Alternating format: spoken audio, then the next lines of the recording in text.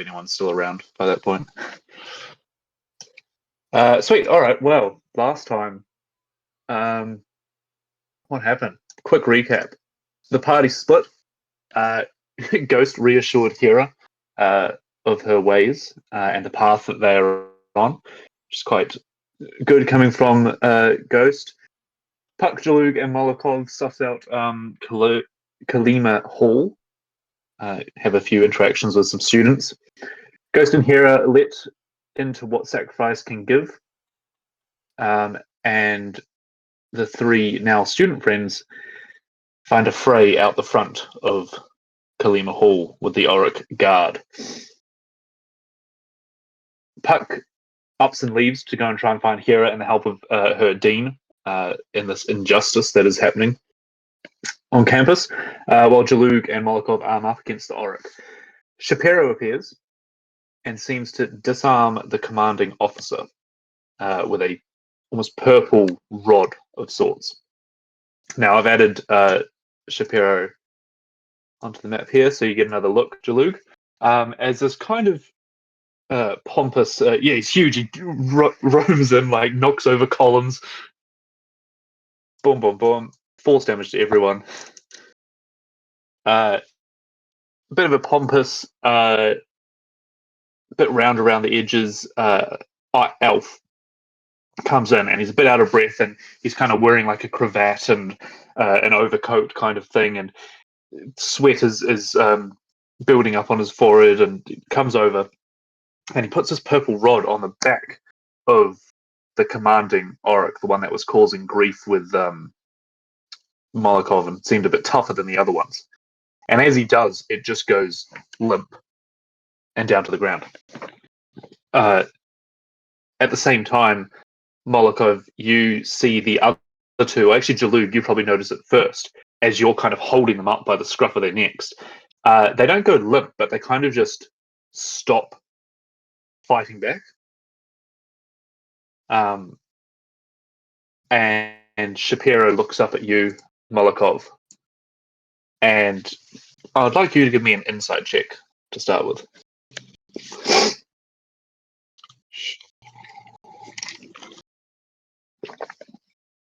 It's not a good start. 6. Your eyes meet, and there's almost like a beat of, you haven't seen this man in probably a couple of weeks if we're talking game time, but it has been months since we've interacted with him in real life time. But yeah, it's the last time you left Shapiro and his companion Onus was when you all confronted them about sending you into a cave with a live bomb, basically, without telling you that it was a bomb. Swords were drawn in the camp. Tensions were high, and your party made it clear that you wanted to go a separate way from them. And the last thing they said to you was they were offering you a trip back to Staraluska on a skyship, and you declined. Said you'll make your own way, and they left. No blood was shed. That all kind of flashes before your memory as you kind of lock eyes with him.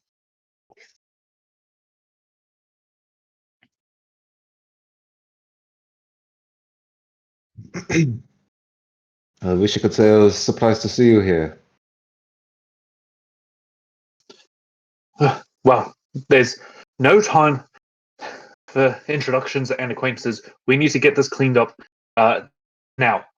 This is going to look very bad if people start panicking. And you can see that the two students are already backing away, being like, "Oh man, this isn't right. Like, this isn't right. They shouldn't be able to treat us like that." And they're kind of like backing up. They don't actually kind of go towards the hall. They start backing up, like, towards the pathways out to the campus. And they're Jalu, you probably pick up on this as well, is that these students are in they were not prepared to fight today. They were pretty well equipped. They were pretty, ready to throw some punches, but now that it's kind of stopped, they're young, they're apprentices. And Jalug, you probably, if you could give me an insight check as well, please.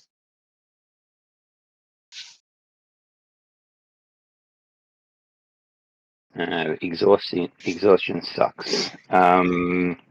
So that makes it no, that makes it a 5. I thought that was a 9. That's a 6. So it's a 5. A 5. I'm going to say that yours is more directed towards the students, in that maybe you can't recall specific situations, but you have had experience as a mercenary where this Shapiro guy might not be in the right, but panicking students could cause problems. If that makes sense. Shapiro says to you, Molokov, he says, look, we don't need to hurt anyone. We just need to make sure everyone is calmed down. Please, help me get. And he tries to like drag this commander like towards the table, just to like lean him up against the table. Sort of. Did you say the two that I've got are kind of like not unconsciously, they're just sort of like catatonic or something? Yeah, they're just not reacting. Yeah. All right. I will sit them down on the chairs and the table and like prop their arm up or something.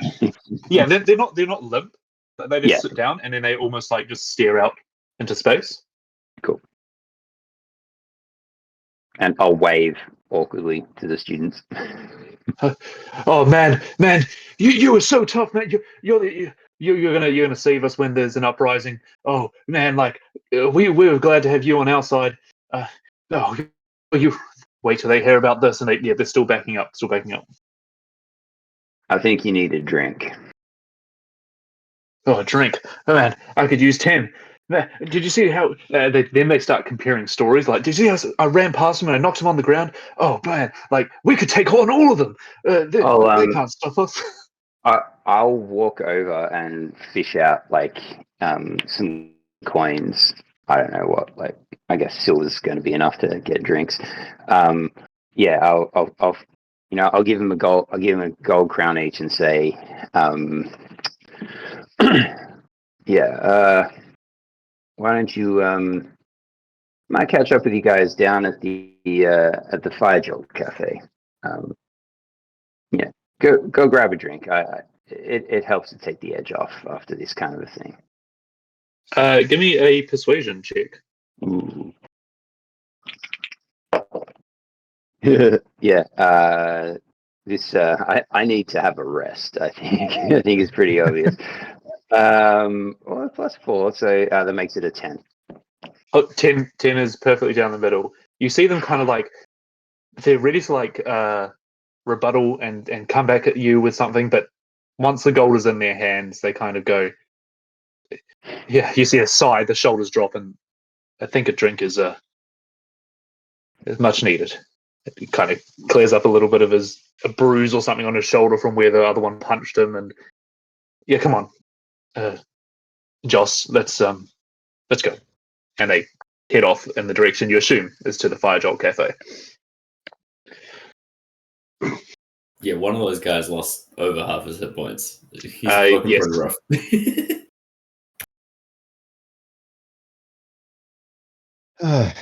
Jalug, Shapiro, Jalug. Chilug, well, you're a new addition to the team.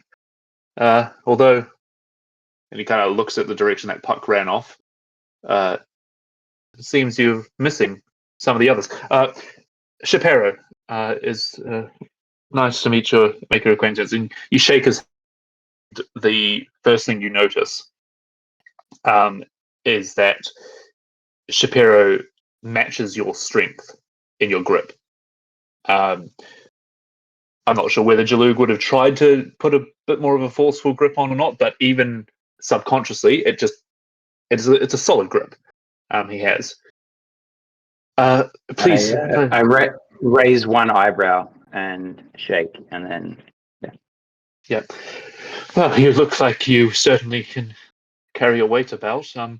I do apologize for this absolutely barbaric display of. Please Guards, they're your doing? Jarosco's? Well, I wouldn't say our doing. More that we have employed them to fulfill a contract we have currently at the university. Yes, it's a bit of a shame that some of them are not quite, well, developed as such. But I assure you that this is not a common occurrence, and as you can see, we have safety measures put in place. So, it's surprised to see you here, Molokov, back in the halls of study already. Are we? How long have you been home? Not long. We heard there was a bit of a party here. No? Oh, well, and you see him look up at Kalima Hall. There is an event tomorrow night that, a few of the house has been invited to, but I don't suppose you're going, are you? Well, and I'm just gonna put a big middle hand on his shoulder. Yep. You wouldn't mind perhaps getting a table for me and my friends, would you? Well, Molokov, you know, make up for all this misunderstanding. Give me an intimidation check. Yeah. Any chance I can use my strength on that? I'll allow it. 17 on the dice, plus 4 strength is a 21. You're exhausted. Did you roll a disadvantage? Yeah. 17. 11, so plus 4, so 15. Not quite as good. Not quite as good, but you kind of use that kind of lack of breath to just kind of almost lower your voice a bit. And he got a 12 to counter it. And you see he kind of looks around and looks at the commanding guard as well, and just kind of goes, I'm not the organizer of this event. You see, Molokov, I don't really have any sway over who gets tickets to this thing. We have a table of our own, but I believe it's full. There are only 5 per table. And I'm sure you could shove over. Perhaps if this is the kind of security you've hired, maybe you need a bit better security. If everyone in this uni is talking about this crown, perhaps you could use some wild cards there. Just operating outside of the usual group. No one would expect a bunch of fellow guests to actually be there on supervision. He kind of nods a little bit at that, Jalug. Well, and looks back to Molokov, and you see him raise an eyebrow and goes, "You might not be aware of our full history." Molokov is visibly upset with the idea of working for them. Don't mind the idea of that, but the way it was phrased of we could be your guards. We could be your guards. We don't mind doing that. No, fuck off. You see, but you see that thought process also go through Shapiro's head, and he looks back at you, Molokov, and he goes, "I think everyone at the house Jarosco believes in second chances. I could talk and see if we could employ your services for the night. Why is it you want to be a part of this?" He kind of now is no insight check required, but he's now alluding to the bigger picture of why you were originally hired. I've always had a thing for fancy hats. I don't even know I don't even know what we're doing here. I just I wanted to get out of Corona Peak. I'm just gonna much more gently than doing it to Shapiro. I am gonna put a hand on Jalu's shoulder, and I'm gonna try and like hold myself together and hold Shapiro's gaze and get us to the table. And I'm just gonna pull Jalug away because I don't want him answering any more questions. Okay. I'll give you this. You do turn away in that instant because that all kind of happens very quickly, and it is as Jalou kind of says this bit, and it doesn't really make sense. But what he did say, I wanted to get out of Krona Peak, and you do see Shapiro. He does hear that, but then you turn Jalug away. There's no response or anything, but you take a couple of steps away. I am also like still wearing that big cloak, so if that, parts of my body are somewhat obscured as well. So, yeah. And I guess we'll start walking towards the fire jolt, or following the direction the students went, assuming that's that way. Oh, sure. Okay, so you're leaving. Well, I was starting to walk, I guess. Yeah, I think because the students are gone now. I don't want to talk to Shapiro, to be honest. Okay. No, I like that. I feel like in that moment I already gave him way too much information. Sure. You get up and start leaving. As we move back. Sorry, just one quick question.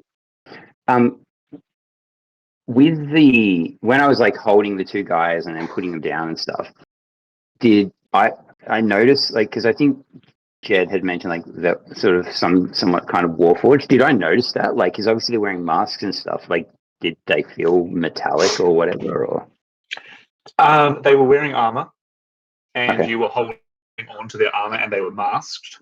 Sure. If you want to do a strength, athletics, or insight, based on you've held people up before. Yeah, I guess I'll do whether athletics. They seemed heavier than their body, their look. Yeah. With exhaustion, that's an 18 athletics, so that might change what I know. But yeah. Okay, 18 is pretty high. They felt a bit more dense. Okay, cool.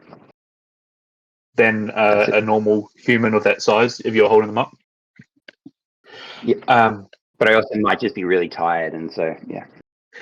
Yeah, hard to tell. Cool.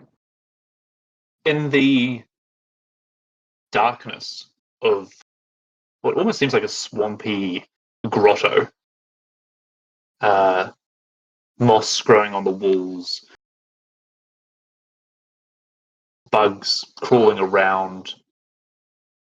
A table sits in front of Ghost and Hera as they feel a bit of life breathe into them. I think I said you regain full hit points, and you both get a point of inspiration for figuring out a way to sacrifice to get through the challenge. And across from the table, this grey-haired human with kind of real dark tan skin, a cloak that is made of mossy kind of leaves and fungus almost, looks up across the table and I think said something along the lines of just like, Hera, my student, well, welcome back, and pushes his chair back as it scrapes along the wood, like, that big dense chair, comes around the table, and he doesn't move fast, Ghost. He almost moves, I want to say float, but that almost seems too elegant. It's almost like he moves from sitting in the chair to walking on the floor to Hera, like he's morphing between states. But it's not physically doing that. You just get that sense.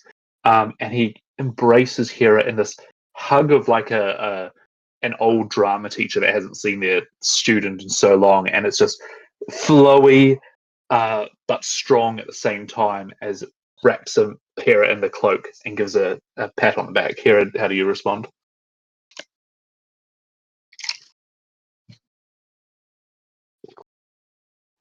Yeah, I guess as he's sort of standing up, Professor, it has been far too long. Right? Will embrace him as he comes towards me. Yeah. Hera, to you, this is normal. This is not a favorite student thing or a weird thing that's just kind of happened. Tavesh is like this, so you're not surprised by that. Just to put it out there, it's not a weird behavior kind of thing. No. Turns to Ghost and goes, and a companion, not as furry as the last one. Moved on in taste, or? Oh no, Molokov is definitely still around. He's actually here, somewhere else in the college with a few other friends. This is Ghost. Ghost, this is Professor Tavesh. Taught me almost everything I know. Ghost, can you give me a wisdom save, please? Yeah, all right. Nope.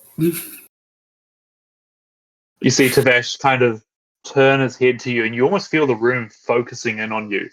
And Tavesh goes, a pleasure to make your acquaintance, if you so choose to call yourself Ghost, and reaches out a hand.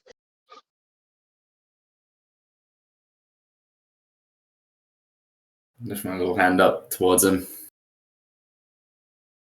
You must be one hell of a professor to have taught a brilliant pupil. It's Caspian. Gives a nod and flows back around. Doesn't make a big deal about it at all. And you kind of get that feeling of, oh, why did I not just introduce myself as that? It's almost a bit of a relief of and in a weird way, even as uncomfortable as this room looks and feels, you feel comfortable, and you probably notice as well. And I don't want to take player agency away from you, Dale, but Hera looks comfortable in here. I would imagine just that centimeter of a drop in the shoulders, that she feels comfortable. But Tavesh moves back around to the desk and goes, I had received your letter months ago. I don't imagine you received mine back, but is all well? Is all... Please tell me. Yes, well, I remember sending that. There's complications, I guess, with staying close to the mailbox. Perhaps we pull up some chairs. Yes, we'll sit sort of at his desk on the other side. Well, I suppose that was the last time you'd heard from me. Well, yes, I know adventurers do tend to fizzle out and sometimes even go off and make their own path. But and you kind of have the flashback at the moment that the last time you were sitting at this desk was when Tavesh was giving you this quest to go out and investigate the Mournlands and this town called Vatharond next to it. Come back with anything you find. He had an interest in that spot. Yeah, we've come a long way from collecting antiques. What was it you were doing out in Vatharond, Tara? Research. Yeah. We're trying to get as close to it as we could. Artifacts that might give clues to it, I suppose. Yeah, it's always been an interest of mine, and it's known to the professors. I mean, it's an interesting place to a lot of people. Man, we got distracted, didn't we? Well, we did, but I don't know. That's something.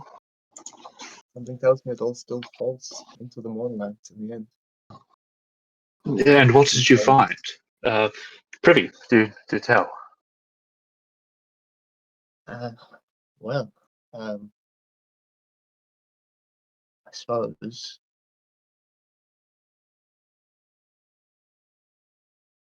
almost going off this, like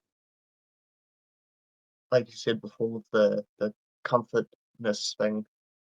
Almost like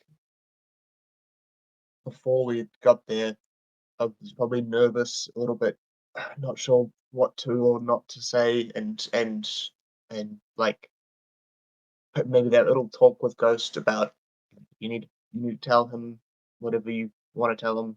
You can. I can leave the room. I can not leave the room. All that was sort of playing on her, and then she got in, and Chris came over. And of course, he came and gave her a hug. It's like home almost. And Herod just takes a deep breath out and tells him everything.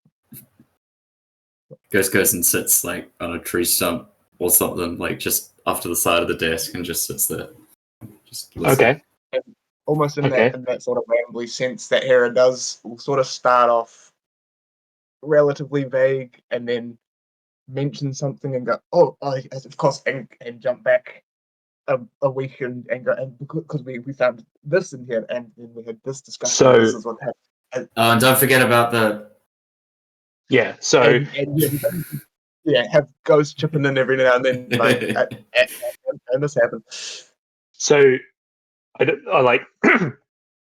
Not going to have to retell the whole campaign in this thing, but what I would like is to hear kind of which beats Hera will. I know you say everything, but I kind of want to hear what point of view is she coming from as you recap each thing, and almost that does Hera get excited or does she get sad or does she get kind of walk me through the story to Tavash, because then I know how Tavash is going to receive it almost.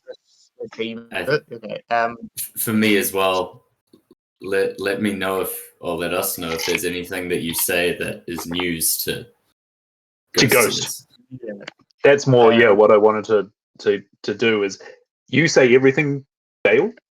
Now Dale knows things that the party doesn't because of what Hera has done. Yeah. So we'll probably start off like quite excitedly about the first sort of encounters we had, and then how we met the group that we're with, and tell them about obviously the attack that happened and the shifters, and how we sort of thought that these guys were the main sort of problem, and that's sort of what sparked the distraction, more or less. It seemed like could be quite a big thing, and so we felt the need to try and help and do something. We'll tell them about the working for Jarosco and how they sort of approached us and how we thought we were joining the right side of the fight, and that sort of thing, and how we got swept in, and then tell them about the tomb and how it took us down into where the ring and stuff was. I will sort of almost that sort of begrudgingly, like we almost had it. It was an artifact. I was planning on bringing it back to you, but we were not quite in charge of the operation. So, but I believe they still have it. So, I mean, I don't know how privy you are with them. Perhaps you might still get a chance to have a look. Well, then after that, we went to We did Staralaska for a minute, but then we got sent to the Kenran. Yeah, Kabara. That's right. Yes, we'll tell them about the how we got to Khorvaire and the anti-magic sort of thing, and then how that all sort of roped into us thinking that something more was going on. Then the whole debacle of the Moon Mother and how the DeRosco we found out had played us or and Ghost, you probably see when I'm telling that, but they and so we thought last resort we had to do something. We pulled out what they had given us, and it was essentially a bomb. I mean, it was obviously very important that the gate stayed closed and was not opened. We both know that sometimes sacrifices must be made, but however, it would have been nice to maybe know that we were possibly going to be sacrificed. Not everyone was very pleased with them. So that's sort of became a defining moment. By the time we got back and tried to discuss with them, things got very heated, and we ended up taking separate paths, which sort of put us on the chase of two different parties now that are both involved with whatever the fuck seems to be going on. And then from there, we went. Can I north. sort of take a beat on the professor about Yep. this stage in the story? Yep. Give me an insight check. Fucking horrible one. He is locked into what the hero is saying. Does not interrupt. Does not react. Just listens. Cool. And I'm. Because here's where it gets interesting. Yeah. Because have you been like all of the details for the whole story so far? Yes. So like, would have gone over the like Jarosco thing while we're like I was saying, like how she would have been telling the story. I would have, and then we would have gone to the like assembly place, and then it would have sparked and gone, oh, because, and gone back and been like these and filled in everything. It's like that moment where you're having like a DMC and you've had like one too many drinks and you just are just uncontrollably spilling. Yep. So you were saying that you went to the Hall of Thousand Mirrors and the Warforged? Yes, yeah. So we'll fill them in on all of that and how we think there's a sect in Jarosco run by Chosu, and I believe between New Throne and getting to Corona Peak, the big fire in the dormitory over there. Oh. Is when I had my dream and made my deal. So filling in stories on that, and then I'll, because I think, yeah, we'll sort of think back to this sacrifice thing. I'll sort of look over the ghost for like more than a second, and you can see I'm like sort of thinking, and well, this whole thing seems so much bigger than what we were really ready for, and so this entity or being that I've been telling you about came to me again, but this time it was a little different. It seemed persuasive and inviting. I could see how it might be easy to fall to it, but I thought perhaps if I get closer, maybe sacrifice a little bit of myself, then we might be able to find a way to put an end to it. So I shook his hand and made the deal.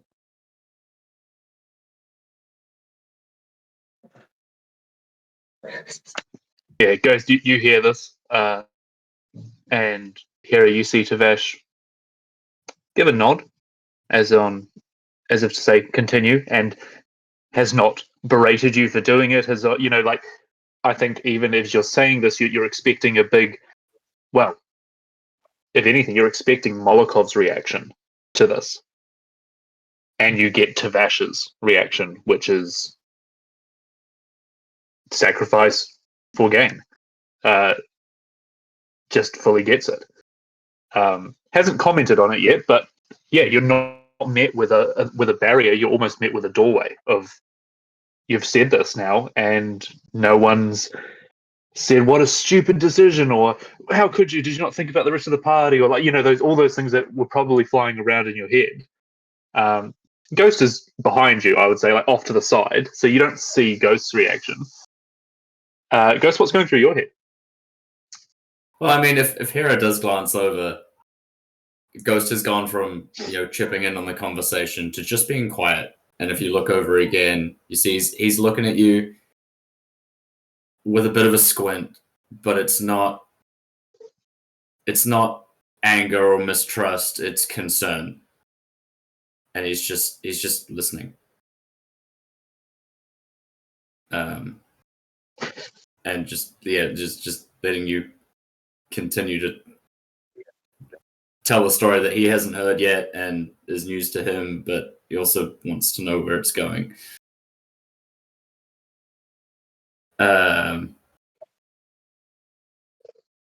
Yeah, it's concerning information. Ghost is kind of like, wait, what?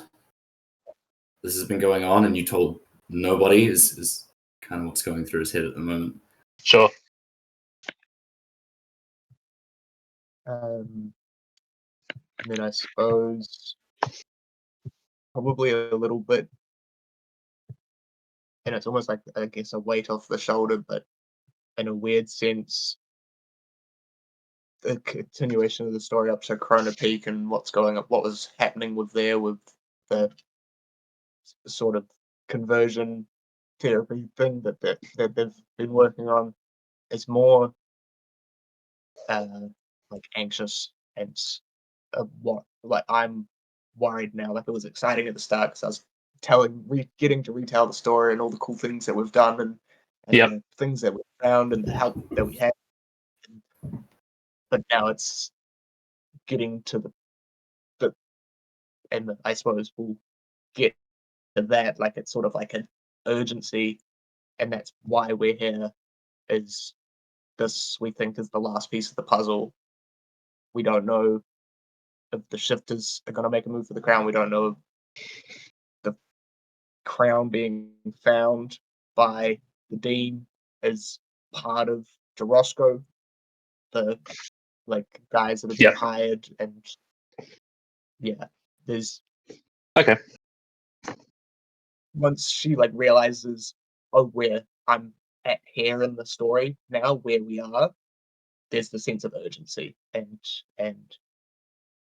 almost there's nothing left. We've come to you, grasping at straws, sort of thing. Like, almost like she doesn't know what to do anymore. Yeah, sure. She's done. And as she does start to kind of have half sentences and sporadic sentences and stuff, Tavash will just put a hand out, and because you've almost subconsciously leant forward onto the table, and Tavash will just put his hand on your forearm just to kind of just go.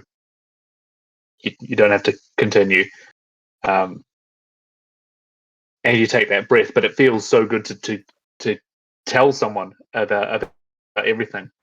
And Tavash will kind of lean back and go, My, you have come back with more information than I could have read in any tome in any library. I am so proud of you to call you my student of the Witherbloom College. Incredible. Incredible. We will have to document this someday, but not until it's over, it seems. You still have work to do. And this is your work to do, as he kind of looks at both of you. I have heard whispers on the wind of shifters and the like banding together, unifying themselves under this emerald claw, you called it, that tracks with a few different names I've heard, but he kind of says that it sounds like there's little communities of shifters that have been told about this emerald claw that will bring them all together. Oh, pulls out an emerald claw necklace. Oh, wow. Puts that on the table and kind of looks at it, looks around. This is incredible. Revolutions have happened before, and iconography among them is he kind of actually like, this is more textbook kind of like historian being like, oh, this is a really cool piece if this is going to be like a thing. I notified the nerd. Yes. House Jaroska, well, this sect,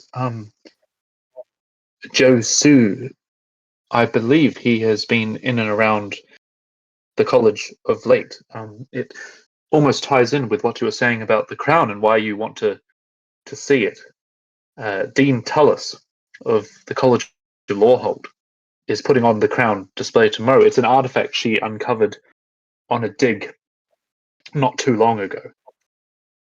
Now, and you're both welcome to roll insight checks here, because I don't know how, if I deliver it, is going to be weird or not, but basically what he says is, I believe Tullis is acting on her own as not an architect, an archaeologist, and has uncovered this artifact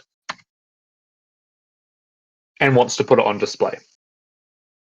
House Tullis normally uses the speakings of the dead to inform their decisions and their accuracy about old artifacts. So they have certain spells and stuff like, e.g., mechanically speak with dead and legend lore and stuff like that, that allows them to like find an artifact and then almost pull the spirits out from it and tell the stories about it and so on and so forth. Tullis is quite a fan of this. That's so I do not believe concerning, given the suspected nature of what we think this thing is or could do, or the importance of it. He gives a nod and says, I think I agree with your theory that Tullis is not inherently evil, bad. She would not have a job at this college if she was. Although the method in which Lawhold use to gather information about their artifacts seems to tie in with these other things that you have mentioned. The Moon Mother. And I imagine you talked about the set of armor at the volcano. Yeah. The crown.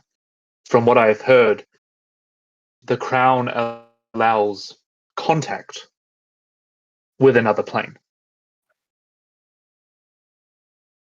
The Moon Mother was a guardian of a planar portal this armor is said to be made with adamantine, which can withstand damage from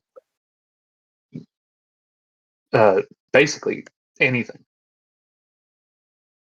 And then he says, you mentioned the ring that held the spirit of the sorceress Tiranesh. Her legend goes that she was the one to walk between worlds first. If what I'm putting together is correct, this crown will be another piece in allowing contact with whatever is beyond, and possibly the spirits Tullus is talking to are not those of the dead, but those of, how you say, the Dreamlands. They won't be the dead. Sorry, they can't be. Looks at you. Pretty sure I've told you about this Hera, but this Yellow Emperor, it's turning spirits away from the natural course of moving on. Those who are dying aren't getting to the afterlife or whatever's next. They're being steered in the direction of the Yellow Emperor, I believe. As you recall your dream, this is just for Jono's sake, you recall your dream of seeing these masked entities, which you have come to know as the Undying Court. Masked spirit entities that basically there's this long hall, and you kind of get the sense that when people die, they go to this hall, and then the masked entity leads them into a field of grain, or a wheat field, like Gladiator kind of thing. They lead them to the afterlife. What has happened in Ghost Vision is that the Yellow Emperor or these yellow eyes, stopping that and taking the spirits into the Dreamlands and putting them into bodies that are morphing in all kinds of ways, almost like he's building an army. Yeah, I was going to say, on the flow of that, remembering that he had told me that, I'll reiterate when I got bamfed into the dream world when we fought the Moon Mother and the hundreds of bodies and stuff that I saw following behind him. And they were waiting at the gate, ready to come through that gate. Yes, yeah. So if they can communicate into that dream world, then perhaps they can find another way through.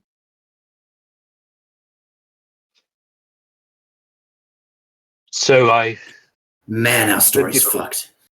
I bid the question to you, to the two of you. You say you're with compatriots, and I should say before we go any further, Hera, your dormitory is still available. I can clear out rooms should you and your friends need a place to rest. That might be handy. I do know. Go on. I was just going to say it will depend on how the plan sort of formulates.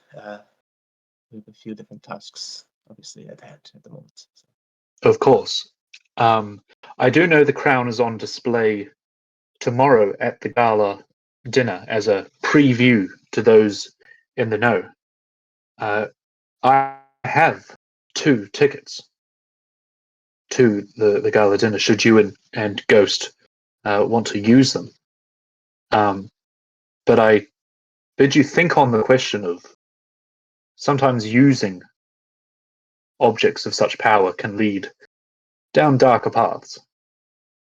The temptation is there, but, well, I don't think it would be. It was on my checklist to say this, but sometimes destroying things are the better way. We have not been able to talk to. We have not been able to talk to Tullus since she has come back. She has hired heavy security, as I'm sure you've seen around the university, and none of the other deans have been able to speak with her. He basically gives the indication that Tullus has been solo, and so no one kind of quite knows. She said that she will reveal something tomorrow night, and that's kind of where he is a bit concerned. Yeah.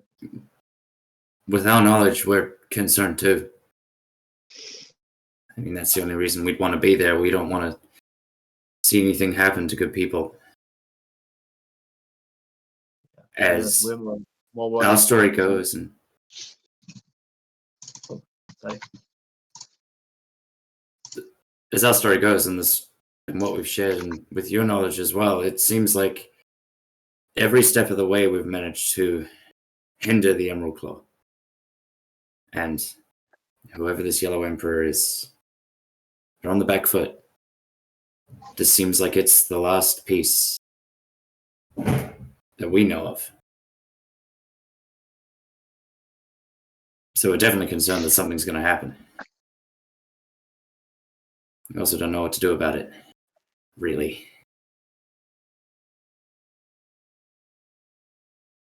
Well, it kind of leans forward and goes, "It sounds like your adventure is not quite over." In the same way, Hera, if there is anything you require, I can assist. But I believe that this story is yours, and you can kind of tell that he's taken that position of he's a powerful wizard, but at the moment his life is not under threat, and he's almost excited that a student of his could shift the direction of things to come.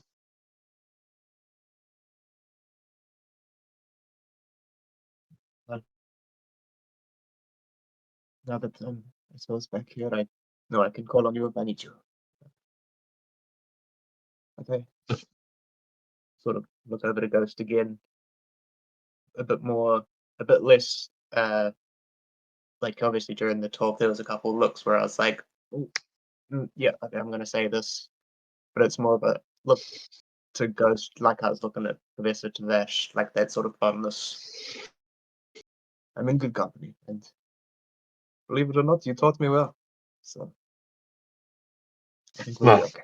But let me grab those for you, and I'll be back.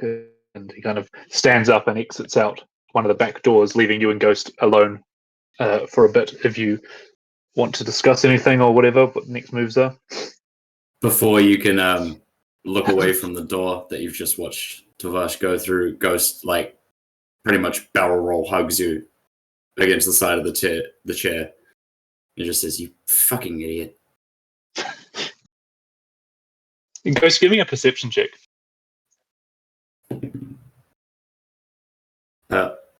I'm exhausted. Oh, hang on. -1. +1. Fuck yeah. 15. Hera, that barrel roll comes out of nowhere, and you don't have time to kind of hide away your hand. I was going to say it almost like you've startled me. I'll sort of go like that a bit as you come around and squeeze in, and you'll see like in that sort of palm of my hand where I've been scratching, there's actually like a sort of scarred mark and a symbol. Oh shit! I'll send it through to the chat. Baby got backstory. Oh, you would have sent that to me so long. That's all good. You can find it. You should be able to just scroll through your images, but yeah, I was going to say I'll just go through. I believe it's this one. Oh yeah, I've got it.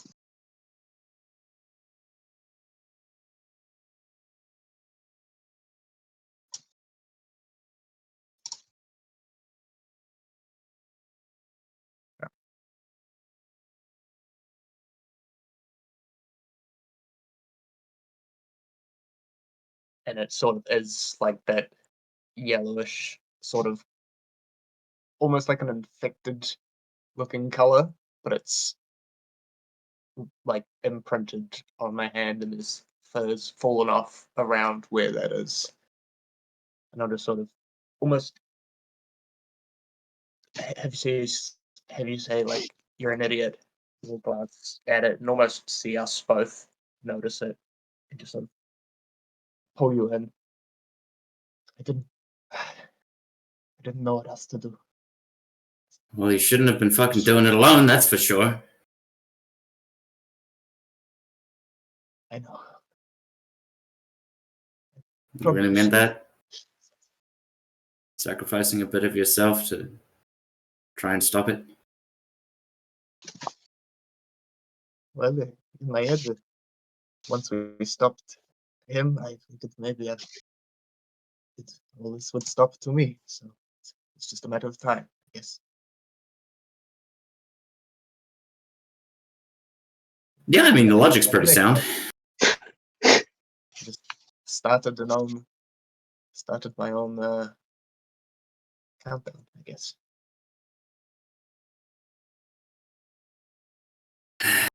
Well, I'm gonna help you turn that into a count up. For, you know, the next 70 years of your life, not the last 3 months of it. Well, I appreciate that. It has been helpful. I don't forgive you for not telling me. But I'm glad you're okay.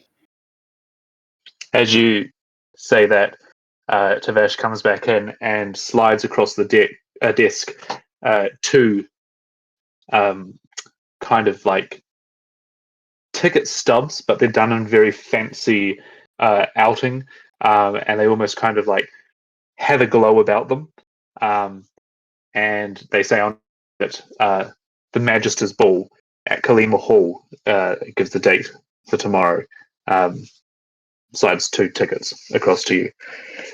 I'm afraid I'll have to sit this one out. Balls aren't really my scene.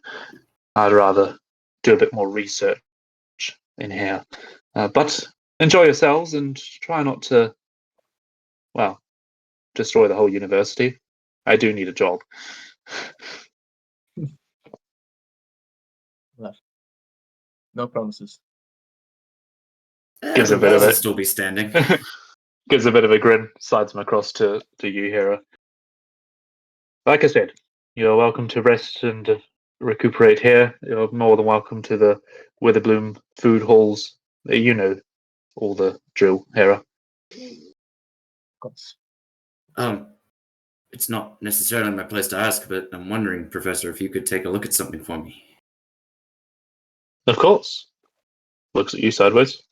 I will pull out a conch shell. Ah. So, from my weak but mechanical understanding of the arcane, I know this teleports somewhere. I can't figure out where. I'm hoping maybe someone of your expertise might be able to pinpoint that. He picks up the conch shell and starts rotating it. As we hear the footfalls of Puck running at a pace. Wait, how did he get here? Away from the scene that Molokov and Jalug were in, turning and trying to find out the way to Witherbloom College. Do you ask a student or something the direction? And if so, they would give a point. There are some signs you see up on the side of buildings that kind of gesture towards that area, but you know what a university campus is like, is it's like corridors around this way, and there's a park this way, and so on and so forth. What I'd like from you is a perception check, please. At disadvantage. Rolls a billion. No, that's a 5. Sorry, perception. That's +8, I think. Perception. Yeah, so Nice. 13. 13. As you're kind of doing a bit of a jog you want to get to Hera as quickly as possible, and Ghost as well. You maybe check over your shoulder once or twice, but once you're around a couple of corners, you're kind of out of sight of Kalima Hall. And what you notice is the Auric Guard are scattered about this university. There's pairs of two, there's some single ones, but they all seem to be watching you run. And their heads just turn and follow your gaze as you move down the pathways. What you don't notice is as you catch them watching you, bang! You hit into what seems like a post or something. And it doesn't hurt you or anything. You don't go prone, but it definitely takes a little bit of wind out of you. And you look and see that it is not a post, but a bearded, red-glassed Josu Keeling standing in the courtyard. As he turns and looks down at Puck. I beg your pardon. I didn't quite see you there. Puck has sort of tried to dissemble his face a little bit. Like, as one thing I said last time, I've sort of, changed my hair, taken off the cloak kind of thing.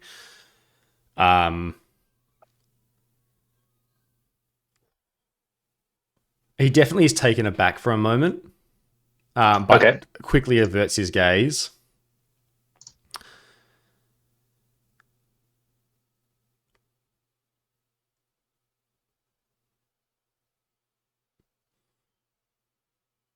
He's very aware that there's a dagger in his boot.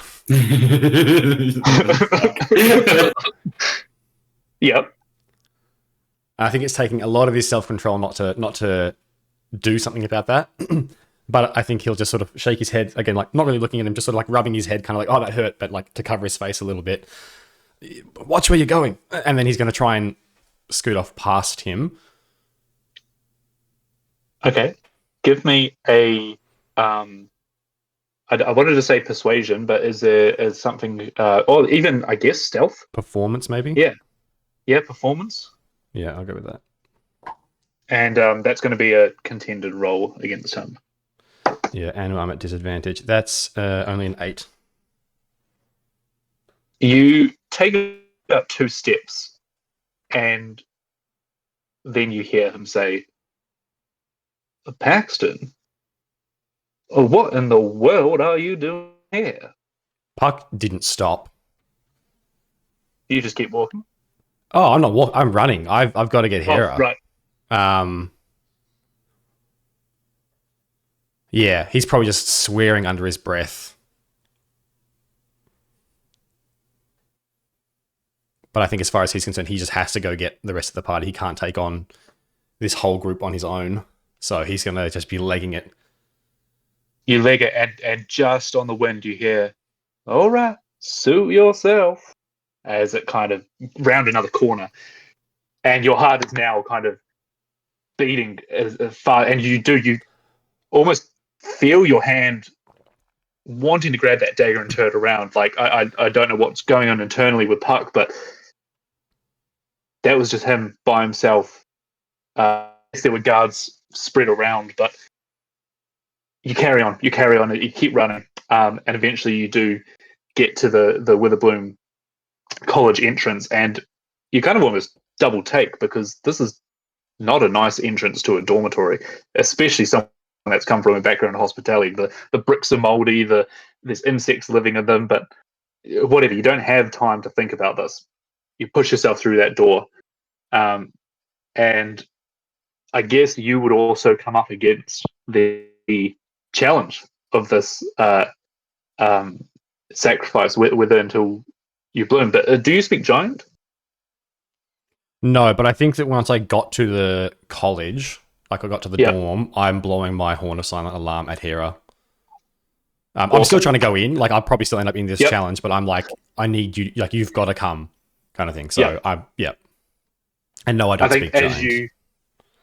As you do, yeah. So kind of we can play out of what you blow the horn, you run in, you're suddenly in the swamp. Again, doesn't matter. You're hyper focused here. You blow that horn again as you see these bugs and insects kind of rising, and we quick cut back to Ghost and Hera. As Tavash finishes looking at this thing and says, "My, this is quite the item you have found. It seems these conches. Legends have it that giants use them to basically quick travel their way around the continent back in ancient times. But this one has been inscribed. It doesn't make sense. This place doesn't exist anymore. Let me just make sure I've got the name right."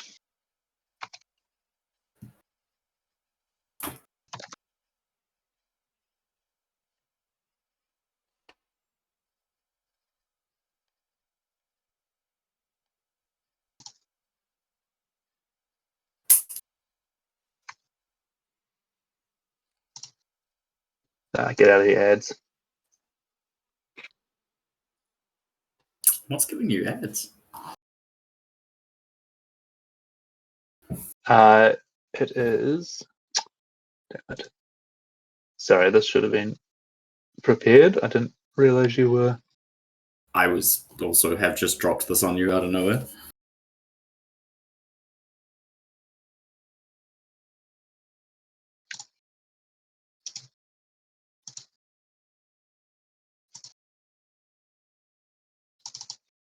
Here we go. Open it in photos, then I can actually have a proper look.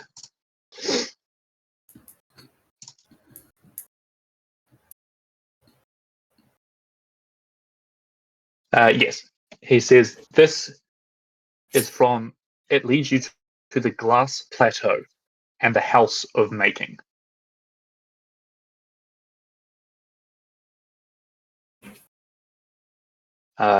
You know what I just thought of as well is on Roll20 we have a Khorvaire map.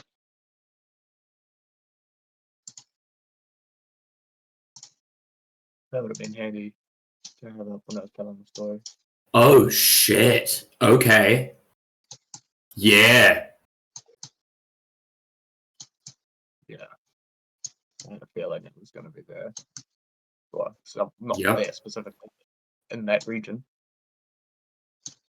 And he says that's strange. The house of making would, well, that's from before the fall, before the catastrophe that happened in the Mournland. The glass plateau was, well, it's said to be the point of crossover of elemental planes and almost like a what's the word I'm looking for? It's in Civilization. Ley lines. It's like a ley line point, and the House of Making was, well, central to the House of House Kenneth in making the weapons of war and powering them from, well, whatever powers they got from that plateau. Oh shit. I don't know why anyone would want a quick access trip there now. I have no idea what stands there. As brrr, you hear in your ears, brrr, brrr, brrr, and Tavash kind of like sits up as well and goes, I think another one of your friends is trying to enter. Shall we put him to the test? As he grins. Perhaps not. I think if someone's here, it must be urgent. And then he goes, gives a sigh and like opens the door behind you, and you just see Puck standing in the swamp, blowing the horn, and suddenly like everything kind of just disappears, and Puck, you see in front of you a doorway with these three standing there. The others are in trouble. Give me my sword. Oh, it's horrible. Jesus. All right. The Oryx attacked us. Yep. We were coming back out of the hall, and the Oryx attacked us. We didn't do anything. They attacked. And then on my way here, I ran into Keeling. Oh, Which one? shit. Josu. Should have seen that coming. All right. Saying his name, Puck suddenly realizes that like there's a knife in his hand now. Yep. Okay, that's cool. Yep, I like that. Sorry, Professor. It seems like we're needed elsewhere. I fucking pull out a sword and a crossbow and toss them to Puck. I imagine Puck's like, yeah, as a rogue, as sort of like a house agent, I think he's going to be pretty good at concealing things on his body. So Yep. from my understanding, it's not illegal for us to have weapons, Nope. but it's going to be frowned on. I reckon that Puck is, he has the cloak still. He just sort of took it off. He might put that back on, and he's going to try and essentially conceal his weapons. Okay. But yeah, that's the plan. Very quickly, we need to get back there. Okay. I'll throw a hug around the professor. And then. Thank you. I think I needed that more than I knew. Come on, let's go. Why is Motherfucker Here, in trouble? you see that the professor gives you a hug back, but is looking at Puck in a quizzical way, and just gives you a nod and sends you on your way. And all three of you kind of run straight out back into the streets. Puck, where are you leading them? I imagine that on the way here, he sort of took a couple of wrong turns, and had to ask a few people, kind of thing, as he went. I think Puck he probably wants to go back to the spot that he ran into Keeling, just in case, like just to see if he's there or what's going on. But otherwise, I imagine he's able to, like, not know, oh, that's the road I went down, but like, okay, I know I went that way, which means if I go this way, that's a bit of a shortcut. So I imagine there's a bit of a faster way to get back, but pretty much making a beeline as best he can back to the, where the fight was. Can you give me a survival check for that? Mm-hmm. Well, it was a natural 20, but unfortunately there's a disadvantage, so that's a 13 plus, survival is not one I know off the top of my head, 15. 15. I think that's good enough. Yeah, like you might go down an alleyway and go, oh, hold on, no, I went down there and turn around the next time. You go back past that open courtyard and you do a quick look around. Kira and Ghost are kind of just following you. They're not sure why you've gone this way in particular, but there's no sight of him. He's not hanging around for long. He's an important businessman who needs places to be. And doesn't matter. You keep going back and you get to Kalima Hall and the courtyard's empty. Couple of students are hanging around. There are no Oryx, and there's no Oryx extra person. The courtyard's kind of empty. Fuck, we're too late.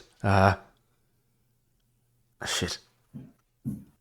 I imagine there's still blood on the ground though. Like if one of those guys lost half his health, like there's still blood and things on the ground. So there's like a splattering of someone got hooked in the face and like it's splattered on the ground. You could definitely see it there. No one's cleaned up. Yep. Puck will like take him over to that and then try and look around. And he's going to start asking people. Where there was an incident here. Where did the people go? Give me a just a straight charisma check. And Ghost and Hero, you can chime in at any point. Straight, but still with disadvantage. Oh, that's actually pretty good. Charisma, that's a 17. Oh, yeah, brilliant. Hera and Molokov, I just want to get your beat on it as well. This is the first time you're in or next to Kalima Hall. But Pike, yeah, you do find a student and they're about to talk back to you, but Hera and Ghost, anything you want to do? Do I have the sending stone or does Molokov still have that? You tell me. I'm asking Molokov. I'm asking Ian. I believe I have one of them. I think we only have one. Hera has an earring of sending. Yeah, that's right. Message. Sorry, yeah, that's right. We've got a proper sending stone. That's right. A proper rock ear. I feel like I gave that to someone. I can't remember who. Yeah, I think I was the last one with it. Yeah, I think the last message message unfortunate because trying to reach out to whatever her name was. Cool. Okay. Ghost has got it because you were using it to talk to your mentor. Oh, when yeah. You can trust the invisible locksmith. All right, I'll update my inventory for that. Okay, so we're like, yeah, got this. Yeah, I suppose I'm seeing the blood, probably panicking. He said the Oryx, I'm assuming, because this is all quiet, that they've maybe been arrested. So while I guess Puck is out looking, I'll grab the earring up of Ghost, and I guess I'll point or face towards where like the detention facility area is. Does that require attunement though? What was that? Oh, Is it an attunement item? Sending stone? I don't believe so. Oh no, you're right. No, sorry. You gave me your earring, yes, but we actually have a sending stone. Yeah, that we can like just a use to proper. cast sending. Yeah, I think I have that as well. it's not in my inventory, so I think it's pretty safe to say that you have it. Yeah, so I'll give that to you here. Just call Molokov. Molokov, Puck told us that there was trouble with the guards. We're outside the venue. You're not here. Are you arrested? So before you respond, Molokov, the student you're talking to, Puck, is like, oh man, you should have seen it. It was so fucking cool, man. Like they went out and the Oryx were trying to like put the beat down on them, but two of us joined them, and this guy, man, he had a fucking like the muscles on him were huge. And the other guy, I'm pretty sure he had a metal arm. Like that's pretty sick, bro. Like it goes on, and eventually you're just like, just tell me where the frick they are. And it's like, oh well, they beat them down, and then this guy rushed out, and then they talked, and then I'm pretty sure they went to the cafe. Yeah, I'm pretty sure last I saw they went to the cafe, and like eventually gets to that point. But Molokov, you received this message. Oh, you're back at the hall already. No, we were fine. Shapiro came and shut them down. We're at Fire what's Jolt. the name of the Fire Jolt? We're at the Fire Jolt Tavern Cafe.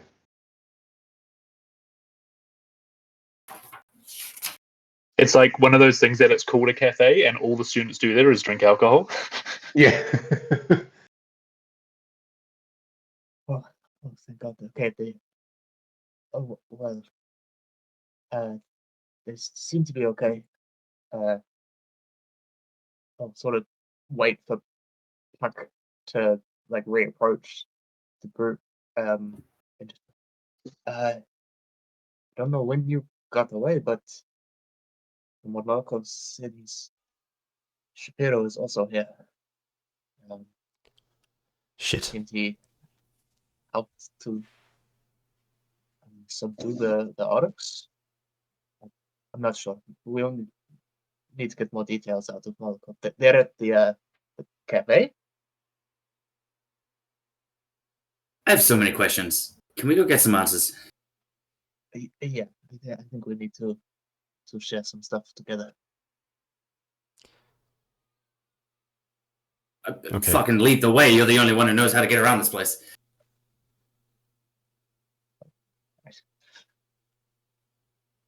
All right, so you head to the Fire Jolt Cafe, and it's not too far to go to. These timelines all kind of happen around each other.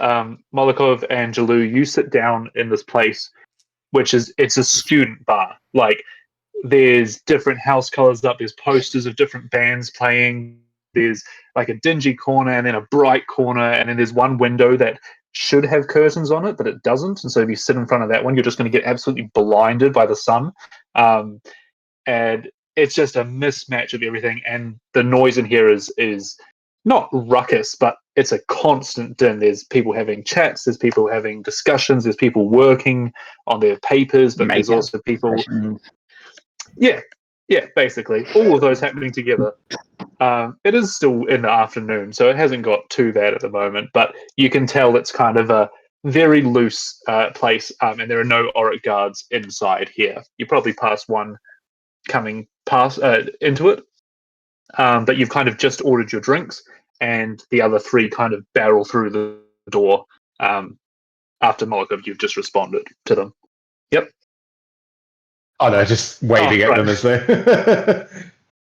Hello. Are you like sitting at a Jalug's table put with down like Shapiro? Jalug's just put down like 2 big pints, sees you guys, and just goes straight back to the bar. Comes Nice. back with 3 more. Also, Jalug, this is the cheapest grog you have ever bought in your life, and you've been at mercenary taverns. Like, the deals here are just like 10 shots for 10 gold, or like whatever it is. And So maybe I do that, and then like a few minutes into our conversation, like the bartender walks over with a with like the tray and puts down like again 10 shots because there's 5 of us, so we need 2. So I will take, I don't know what, like 2 gold off or something. Yeah, take Something. 2 gold off and roll me a d6, please. 3. 3.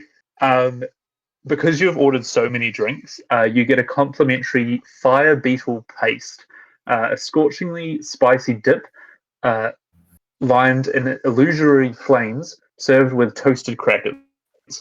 Awesome. Yeah, you need beer nuts to drink with. So. Yeah. Cool. Right. Thought you were dying. Now we're drinking You and merry. look like you just ran a marathon. Are you okay? Puck, where did you go? Puck is definitely like sweaty and grimy and very angry. I went to get the others. I went to get someone who could clear up this mess. Well, What happened once I left? Turns out it's in Jarosco's best interest to clear up the mess. What have they got to do with it? The Oryx seem to be under their employ. Shapiro stepped in and shut down the captain. Shut down the captain? Shut down the captain. He there was a rod and he put it in the back of its neck and it's collapsed.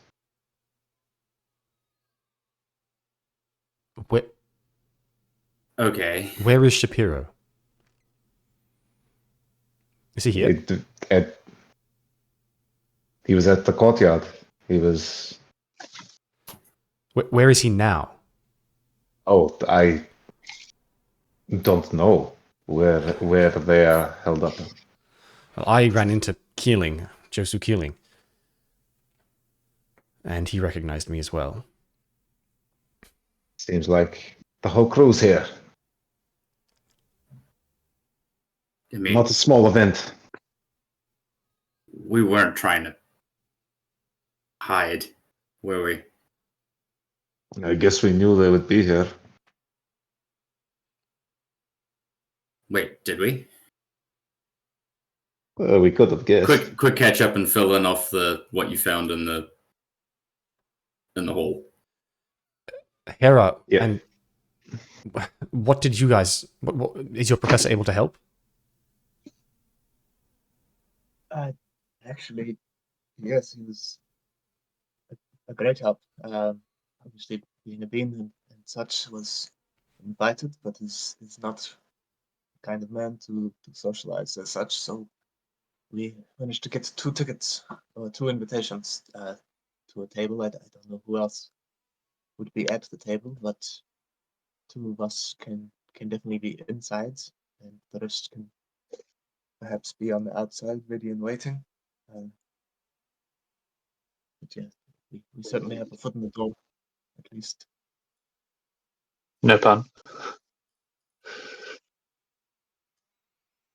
I'd say there's a good chance that young Paxton here would be able to get it on his own accord anyway. Maybe, but I haven't really seen much Galander presence. They have some in the city, but I'm not so sure about the university. I was thinking more as you were sneaking. Okay. Might be Oh, good wait. to have someone that they can't see. You know? You guys ran into Shapiro. He shut down the Oryx, so the Oryx are working with House Jarosco, but you three are still here. What did Shapiro have to say? He seemed very concerned with getting the whole mess cleaned up. To his credit, he seemed to not want them to arrest us. I don't know why they did in the first place, or tried to. I don't know. It all reeks. I don't like it. We Well, You're muted, I- Jono. Carry on. I was just making a joke because I was still drinking, and I was like, he said it all reeks, and I thought he said Oryx, and I was like, oh, and then just drank again. I think that kind of lines up with what Tovash had to say. He asked about you, Malikov. He seems like a lovely guy. But he said this crown.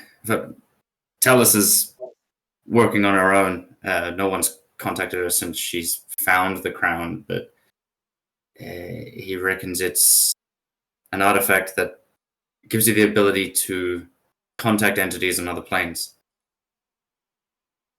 I can think of one entity on another plane that probably pretty significant in contacting, especially if the Emerald Claw are losing all other options to bring their Emperor across. So that kind of makes sense. You So said no Roscoe's one. here. Just please. You said no one's spoken to the professor. Can your dean Tavash go speak to Tellus? Tell them that this is dangerous. Tell them the concerns we have. We are far too small a group to stop this on our own. I mean, usually they will work together on artifacts and such. But by the sounds of it, she's almost isolating herself with this one. I believe he's already made an approach to try and make contact and help identify it. I did tell him essentially everything. I trust him enough to. He knows the situation at hand. He kind of insinuated it was up to us. Yeah. This is we're talking about cosmic powers. We're talking. This is far bigger and greater than just us. And Jarosco's here to try and stop it too. Are they? We're not exactly alone. Or are they here to ensure it happens? Why were we attacked? If they're warforged, something triggered it.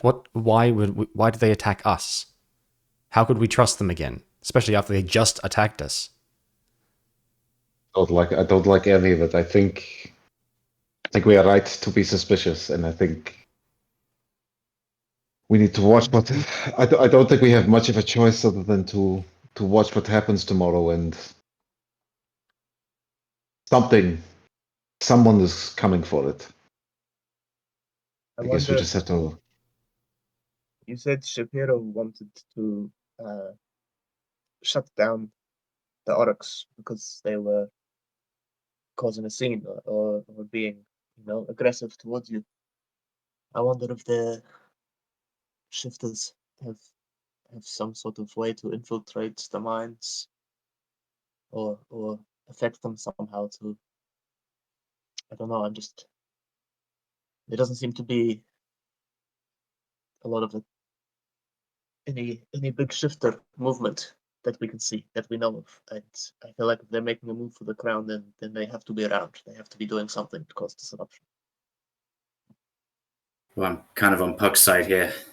Maybe the orcs were told to look for us, but I share that concern too. Sounds Can't like they forget just went about too that. early. Great. And too publicly. Can we, Hera, can you ask your professor if they will try and speak to Vash? Something I can. awful is going to happen. I'm even less settled now that the private security is, one, attacking us, and two, is in the hands of the Jarasco Foundation. We will. He did say if we need to accommodate ourselves, that he can clear some dorms for us. So perhaps if we go and spend the night there tonight, I can have a bit more of a serious talk with him. He did say he would be happy to assist where he can. And I don't believe he wants to get super involved. It's still got to be a professor here, but I'm sure he has some influence. The other deans. Perhaps he has someone else he trusts as well that he can get on board. I am bone weary. I need a rest. I don't like the idea of us just sitting around and watching something happen. But I don't really see what else we can do. We can warn them that someone is going to try something, or that this artifact is connected to something else, but I don't think they'll Ultimately, listen. all we can do is prepare ourselves. I agree. We need a good night's sleep and all the luck in the world. Not to put a dampener on it, but bunch You of mean another one? As you're eating your tortilla chips. yeah. Bunch. Yeah, I Illusory fire 100%. just like spreading. Yeah, I've 100% ordered like a couple more of them because but a bunch of people not from the uni who've been involved in a fight and asking about trying to get in to see the crown, and then saying someone's going to steal it. Who do you think's going to steal it? That's why I'm suggesting we go through the professor, who can vouch. I agree. I think that we're going to look suspicious no matter what happens. Which is why I don't like the idea of us just sitting back. I'm happy to sneak in. I've got this, and I'll tap the little amulet on my chest. I've got this, which will help me with that. But I don't really see any other option at the moment. I think the professor has vouched for us. He gave us the seats. I think that's the best he could do. I was going to say, at least we have two tickets in. But it is still just going to be at the table to see the reveal, but I don't know.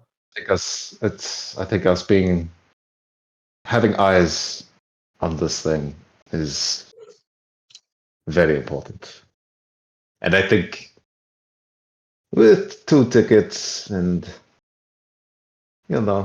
maybe we can try be charming. I don't know. We can do that sometimes. And maybe 2 tickets turns into 4 tickets. Who knows? Did you, you said you had a look at Wait. the venue. Was there any, like, student job operations or who's working in the kitchens and stuff like that? Is there any way to volunteer that It way? seems very booked up, to be honest. Can I see those tickets for a moment? Yes, of course. Yeah, you've got them probably. Yeah. Probably have Puck's one just going to each. have a look at them and think about whether or not he'd be able to forge more. Sure. Give me a investigation check. I don't have a forger's kit, is the thing. Gotcha. I can help you with that. Ooh, investigation. Okay, not only am I very good at that, I rolled a 16 and a 15. Nice. So investigation is... so that makes it a 23. 23. You have a look at them, and Ghost, do you have a forgery kit? I can make one. You can make one. So can Molokov. It's part of our artificer features. Gotcha. They do have a magical essence about them, and they've got that gold glow around them. So a couple of things come to mind as you look at them over another drink or something. And Julie, give me another D6 roll. As you... Two exploding cheese puffs that pop in the mouth with cheesy flavor and illusory fireworks arrive as you're going through this menu of, like, you know, when they've got like a specialty menu and you're just like, we have to have everything on this. Oh yeah. But Puck, you can... It'll be hard. I'm talking it'll be like a DC 25 or something. You will be able to copy each of them, so you'll be able to make have 2 tickets, make 2 tickets. The only thing that kind of trips you up is that you'll have to assign a table number to them, and you don't know who's in those seats.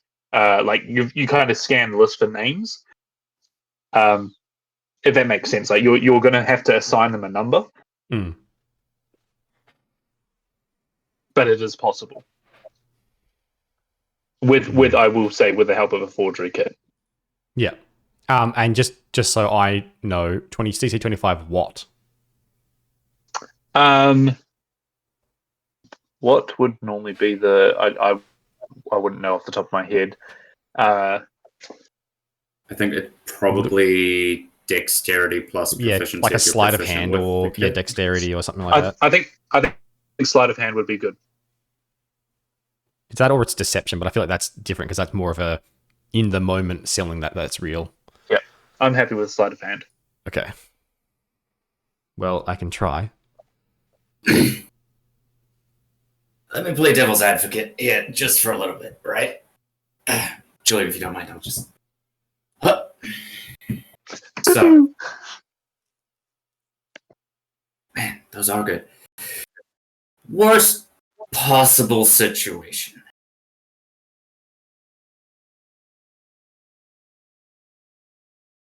War flashbacks and ghost eyes for a second. Drosko are here. Josu, Shapiro, whoever else. Bunch of Warforged. Concerning. Vath shows up. Bunch of shifters show up. Already infiltrated, somehow have tickets, blah, blah, blah. Crown goes on display, everything turns to shit. What do we do then? I say we follow the professor's lead and say it's not our fucking problem. This Puck's had a few drinks at this point. Yeah. Say it with your chest and I'll believe you. The other side is the other thing my professor mentions. Obviously, we don't want anyone to use the crown. We don't want to use it ourselves. Everything turns to shit. Maybe we find a way to destroy it. I don't know how simple a task that is. Obviously, that's not a... Have we had a description of the crown? Do we know what it looks like? Do we know what it's... That's a thing that goes on your head. Well, Hera saw it thank in you, her... Hera. I think you saw it in your... Throws a cheese puff at her.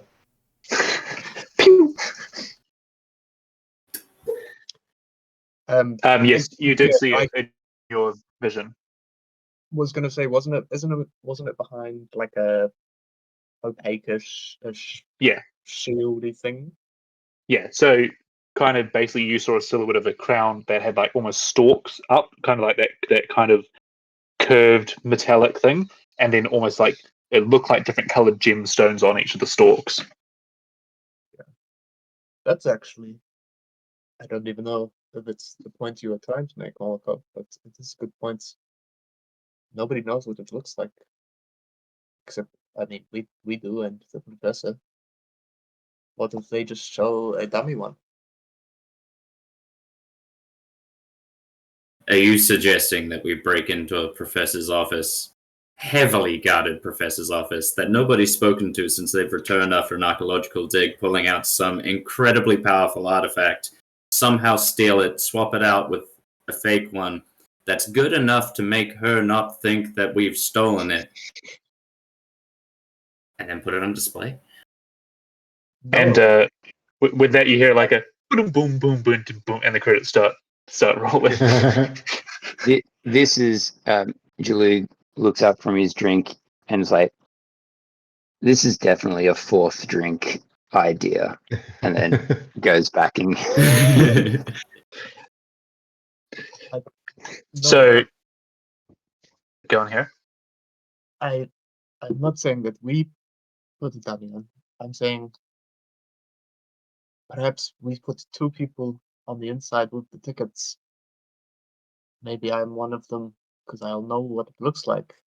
And I'm saying, what if they don't reveal the real one because it's too dangerous to have around in front of all of these people? And while the fake one is on display, perhaps I let you guys know, and then you go to the not so heavily guarded door where the real one is sitting. I'm just speculating, obviously. I'm still assuming that they're not going to actually put the real one on display. Well, yeah, I just had a thought, it's a very dangerous item. It's possible that she doesn't want to actually display it in front of all these important people. Yes, but if this is the case, then we don't have a shit show in hell of getting anywhere near the real one, I would say. If she is going to all this effort to place a decoy, I would say the other one is well beyond reach. Which could be a good thing if she's on the right side, but we do not know this. All right. If shit turns to shit, we might have to fight some people. I think I kind of agree with your professor, Hera. Maybe a last resort is to simply destroy it. You've blown a few things up in a forge, haven't you, Molotov? Oh, sorry. Maybe a little on the shoulder there. I'm sure we can intentionally fabricate something with enough destructive power as a backup tool. Might take all night. There'll be a lot of people around. I was going to say, are you suggesting we set up a bomb in a school? And destroy a magical artifact? Not physically explosive. I mean, what about arcane destruction? Dispelling of sorts. Now. Let me check the artificer spell list. Jed, you were saying something. Oh, I said the same thing of like, we're in a school. There's a lot of people who die, and then I said you're on a watch list now. all I'm saying is if everything turns to shit, maybe instead of trying to deal with the fight at hand, in a moment of chaos, we could slip in some sort of, lack of a better term, dispelling magic. Sure. To just ruin the crown itself. I don't actually know if we have access to that spell. Look, well, it's that, or Hera can teleport away with it, maybe, or something like that, if she has that kind of spell. Well, I was going to suggest that I've actually been working on something. I've taken a note out of your book, Ghost, and I definitely think I will have. Well, I think both of us will have some ways, maybe not to destroy it, but to get it out of there. So before you respond, I am aware that it's 5 past now, so don't even have to leave. All good. keep going, plan out the activity. Are we possibly short resting in this period? Yeah, I think a short rest will be good. If you want to give me one more d6 roll. Hey, oh, cool! It's a 4. Something else different. Nice. Midnight mushroom caps with blinking phosphorescent spots stuffed with crumbled cheese. These all sound so good. I know, Yeah. I should have definitely stayed in school. and like Jaluga's like living his best student life as well. Like on that as well. On that as well, I've got like a couple of things that you would have maybe overheard at the bar or something. So we'll start next one off with those things. As Jalug kind of is moving about the tavern a lot more than these guys. Yeah, definitely. All right. Ooh, and I'm going to use hit dice. Yeah, I'm just using my hit dice as well. Yeah. I was on 20 health. You can all use a short rest. Good point. I'm quite low as well. Now that I think don't about have any hit dice to spend, so I'm really glad That's a good point. I'm back to full health. I'm using because every damage that's happened to me has been like psychological or like not moving. So anyway, keep planning. I'm keen for whatever we do. 26 guys. Sweet. Catch you next time. See ya. Oh, I was going to spend hit dice and then realize I only had one left. As the dragon appears in the tavern, everyone roll initiative. So what's the plan? Let's try and wrap this up.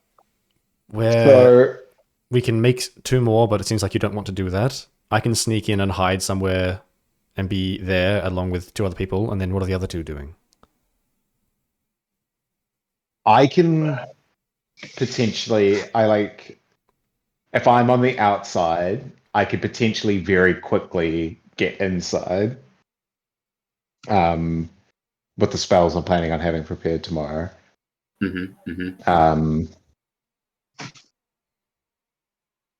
Well, so could Ghost and Hera. Well, because you can vamp, can't you? I cannot vamp. I can run real fast at a door. That's right.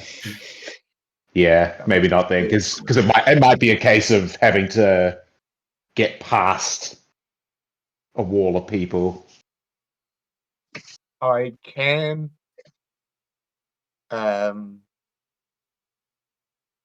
be relatively charming because of my staff.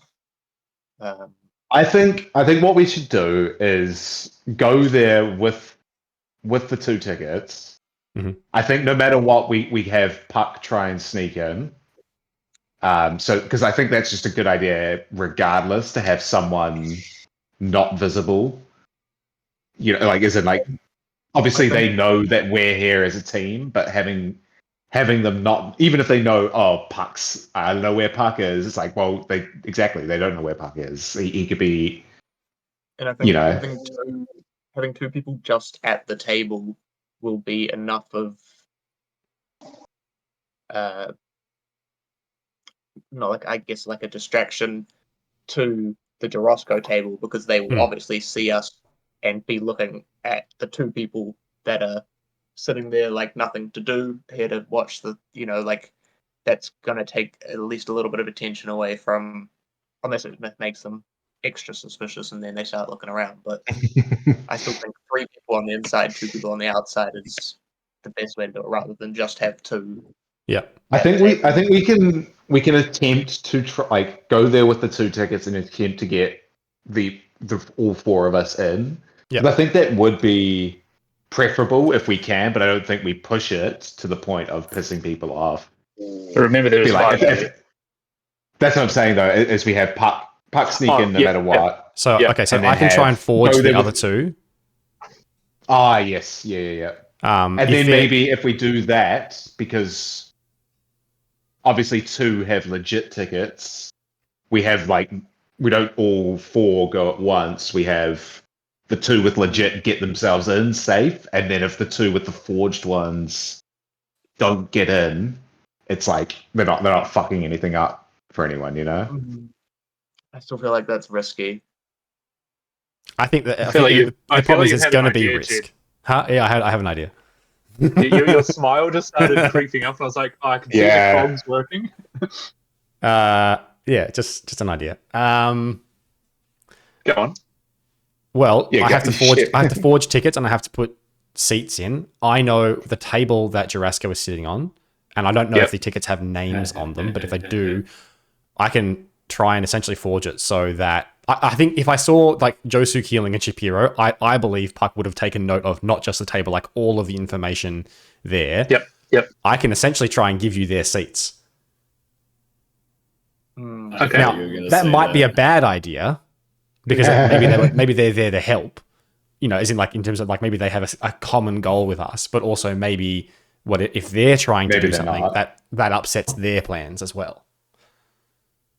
So that's the thought. Anyway, so I'm just worried about like causing a massive commotion before it all starts as well, and then nothing or it stays on lockdown and.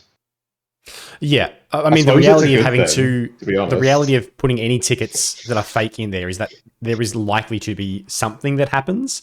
Like it's possible that the guys at the door are just like, yeah, you've got tickets, you can go in. It's possible that they're like, oh, table 9, seat 4, crossed off, you can go in, and then someone else comes up with that ticket, and they're like, it's already crossed off. What do you mean? And apparently there's a magical something with the tickets. I can't do that. I can only with a forgery kit. I can only make the physical item look as identical as I possibly can with my roll. And I know we discussed. Obviously, we are in a mage college. Like their ability to see past the shit's probably going to be pretty good, but I can also take disguise self in the morning. And we do know it is presumably well known that all the Jurosco members are permanently fucking disguise selved. Yeah. So if someone did detect like, hey, this guy's using magic, it's like, of course they are. Yeah, that's a good idea. Warforged. You could disguise yourself as an orc. Probably could, but I'd say that it'd almost be that might not be a bad idea actually. I like that idea. That might not be a bad idea at all. Write it down so you don't forget. Can anyone else disguise self? Yeah, I can. Well, I believe, yeah. That could be because the Oryx are essentially, in my opinion, Oryx are going to have a little bit more freedom than the guests, because the guests have to be at the tables. The Oryx can probably move around a little bit, so that could be interesting. That could be 2 Oryx, 2 hidden Oryx, 2 people with a ticket, so that's Hera and Jalug, which I think is good because Jalug can protect Hera if something goes down, and my opinion, Hera can. You can't teleport. That's the annoying part. Because I'm like, if you could teleport and you could like, oh, someone's going to steal it. I'm going to cat sprint, get the thing, and bang, I'm zapping out. I don't know what spells you've got. I can cat sprint in the sense that I have the fucking feline. Yeah. Feline things. I can dash fast as fuck, boy. Between you and me, because I can 30 feet, bonus action 30 feet, action 30 feet, and I've got the grapple crossbow. Puck can move really fast as well. Yeah. So the way I'm seeing this... Sorry? I was going to say that's almost good having the two fast people in the building. Yeah. I suppose all 5 of us will be in there, but like us being the ones that are like ready to pounce, for lack of a better word. Yep. So the way I'm seeing it go is potentially you've got 2 people going disguised as Oryx. Now, maybe that doesn't work. Or I also do really like the idea of going as Jurasco members because I'm only leaning more towards Jurasco because they will be like because the illusion magic will be expected. Whereas I don't think that's the case for the Oryx. I think the Oryx just look like Oryx. You know what I mean? Yep. I like. How long does that last? I like the idea. I think it's an hour, unless you upcast it. It is an hour. Might need to upcast it. I quite like the idea. I was going to say Before you go, Michael, I was going to say I'm not going to be that guy that's like, okay, disguise self lasts an hour, so the intro speech lasts for 50 minutes, and then the guy gets up and he can't get the lectern to work, so that takes another 10 minutes. It's like, To be fair though, in my mind, the most important thing is getting in the building. I think if an hour into the show, I don't think that's the worst thing in the world to be like, okay, now we need to, whatever it is, we need to sort. The plan needs to move on. What were you going to say, that Michael? means we hide or. I was going to say, I think it's a great idea to forge the tickets. The tickets that we forge take Shapiro and Josu's seat, because if the Oryx really are working for them and they're the privatized security force, they want to be there. They don't want to cause a massive ruckus because they've got their own plans, which would mean if we can get in before them and just get through the door, when they turn up, they'll just figure out a way to get themselves in and be like, hey, that was fucking cheeky, guys. Like, they're not going to cause a massive That's the thing. I don't think, exactly, I don't think they're going to, I don't think they're actually going to hate that we're there that much, because they don't seem to. Again, he shut down the Oryx. He doesn't, I don't know, I just don't think, as much as I don't like them, I don't think they're working against what we want. At least at the moment, you know? I don't think so either. In this, I don't think they're working against what we want. Do the tickets that we have, do they say what table we're sitting at? They do. I haven't come up with what that is, but it's not Josu's table. Yeah. Let's say it's table 20, and that's like a couple of tables down, a couple of tables across. I'll come up with it's like I'm working during the day. I'll come up with a floor plan, but just so Puck, because he memorized that table layout and who was on each one. So I might do a quick sketch of like just some names or something that Hera might recognize, or just some things of like, oh, it's actually the mayor of Shan is here as well, or something like that, like some notable names, just so you guys can have a bit more of a sense of what the table layout is. Yeah. I imagine there'll be quite a lot of that anyway. New plan, kidnap the mayor. Just to recap, so I think the plan is that Puck's going to sneak in. My plan as Puck is probably that there were banners and stuff hanging like against the walls and things, is my understanding. My plan is probably using my immovable rod just to get myself perched where like just the tip of his little head, because he's a small character, can like be peeking out behind the curtain kind of thing with his weapons ready, and sort of like he can just sort of be sitting there. Imagining it behind a curtain, and then you just see the rapier like poke out 2 eye holes. Yeah, little burn marks come through. Yeah, so that's my plan. Yeah, Puck's going to be up with a bit of a bird's eye, and his weapons. Hera and Jalu are going to get to take the real tickets and go sit near Jurasco. So go sit on whatever table there was, like table 20 or whatever it is. And then I'm going to try and forge, which is probably going to take me a while, including I desperately need a long rest. So there's. Do we know what time it's all kicking off tomorrow? It'll be the evening. So you know. Okay, cool. So you can have a rest before you forge. I think for Puck, it's going to be a case of Puck probably needs to sleep, forge, and then he probably has to go in early before everything's set up, before all the security's fully in place, all that kind of stuff. So I don't imagine I'm going to get to do a whole lot, other than I'll probably get to do, however Reese wants to run it. But like during that forging time, maybe there's things that I do or describe or something. But otherwise, I think Puck's time is probably pretty much taken up. So then we're going to have 2 people on Jurasco, 2 people on table 20, and me up in the ceiling. And from what I'm gathering, we're just seeing what happens. I don't think we've got a better plan. We just don't know. We don't even know what's going to happen, right? No, because like the only if we look at our other options, what have we got? Like, do we can't steal it just straight up. We could, but we like, what's the point if it's already in a okay place, and then like further than that, what can we really do? You know? Yeah, I think our logic was. It's pretty safe. It's better well guarded here than anywhere it could possibly be. We are just adding to that guardianship by being there. Yeah, we probably need like I think our ideal is they realize this is not something to be fucked around with and lock it up.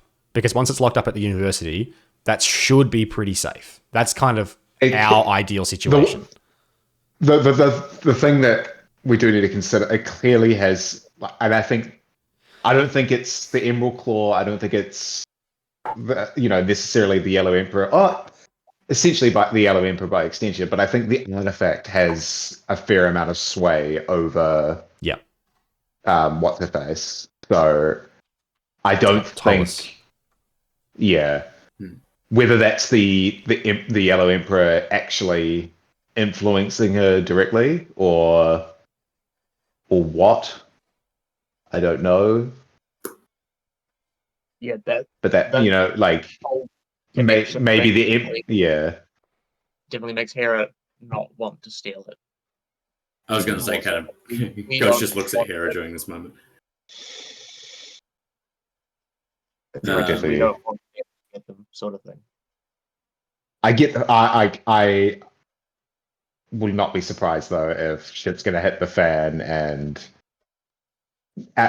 because our immediate thought is if shit does hit the fan, my plan A, B, and C is get that crown away from the school as far away as possible. Go back to Quandrix. Go back to the nearest portal I could find. Well, taking it to a portal is an interesting. Oh, that's a good point. Way around things. I have a really bad idea. We love bad ideas. It involves a conch shell. I was about to say we take it straight to. Oh my good grief!